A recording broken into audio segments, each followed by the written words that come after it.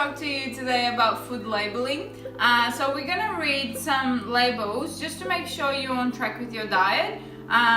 The food companies are very good at getting away with some things that they can write on the label that are not actually true. So I'm just gonna teach you a little bit about that today.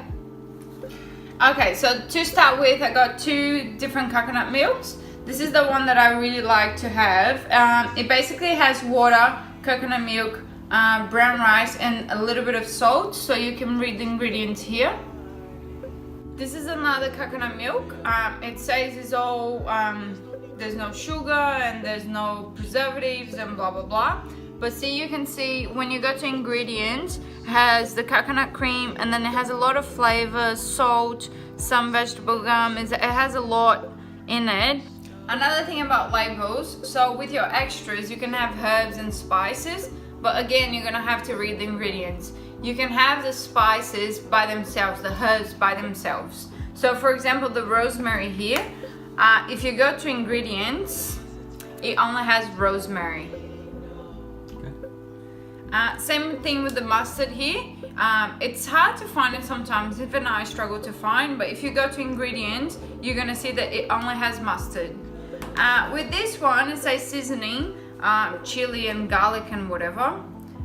So you go to the ingredients. The first ingredient is actually salt. 2, 3. The fourth ingredient is sugar and some rice flour. Something like this is not part of your extras. You're having not very good quality salt including to it. You're having rice flour, or you're having sugar, and a little bit of the seasoning that I was talking about. So look for things that are dry, and when you read the ingredients, basically just the herb or just the spice.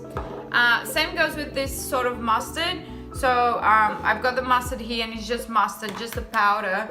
This one, if you read the ingredients, it has mustard, but it has sugar, it has salt, it has a lot of other ingredients as well. So you're better to avoid these sort of things. Same with the tomato sauce. If you want some tomato, just cut up some tomatoes and let them boil and let them become that sauce. But stay away from these ones because the second ingredient is actually sugar. Okay, so this is an important one. I tried to find some juice, but I don't have anything at home. Whenever a package says no added something, it doesn't mean it doesn't have it. So if you get a juice and it says no added sugar, it does not mean it's sugar free. It means the producers did not add sugar to it. So we'll still have the sugar naturally from the fruit.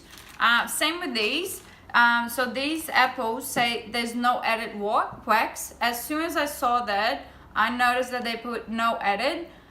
They probably bought it from the producers, and the supermarket itself didn't add the wax to it.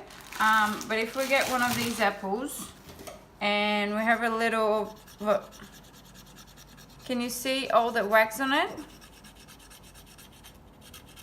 This is basically like eating candles. This is really bad for your kidneys, for your liver. So yeah, be careful with these. With apples are one of my favorite fruits, but unfortunately I don't eat them anymore unless I find a really good source, like a farmer, organic based farmer, because from the supermarket we really can't trust it anymore. What you're looking for here is that the least ingredients you can find, the better. If there's a lot of ingredients that you don't know what they are, don't have it. It's better to have something that you know what you're having.